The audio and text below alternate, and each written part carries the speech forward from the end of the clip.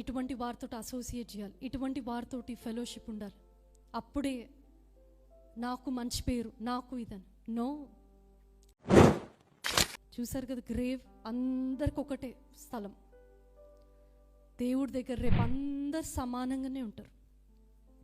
వారి వారి క్రియల చెప్పున అప్పుడు ప్రతిఫలం వస్తుంది. కానీ but everybody will stand before the Lord on the judgement day. అది మనం గుర్తుపెట్టుకోవాలి. ఒకసారి చెప్దామా?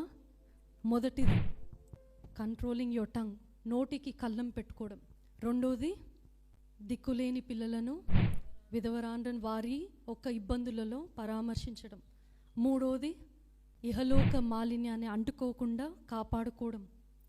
అలాగనే పక్షపాతం చూపించకుండా ఉండడం.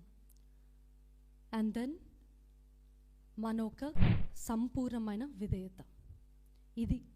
This is what a true religion. నిజమైన భక్తి మనము పాటించడం అంటే not just the empty rituals, not just the traditions. Christmas ఇప్పుడు వస్తుంది కదా, ఇంకో 2 monthsలో. ఏం చేద్దామా, ఎలా గంభీరంగా చేద్దామా, ఎలా ఇది know. First show your deeds, display your religion to the people by the way you live and in your actions.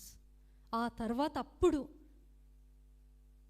ఇతరులకి వెలుగుగా ఉండి చూపించినప్పుడు they should be able to come knowing ఏంటి, how can you be so pure living in this evil world అని వాళ్ళని ఏసే తట్టు తిప్పే విధంగా, ఆకర్షించే విధంగా ఉండాలి. అది నిజమైన భక్తి. ఇటువంటి భక్తి మనందరి జీవితంలో మనము ఈ రోజు నుంచి తీర్మానం తీసుకొని పాటించును గాక. ఆమేన్.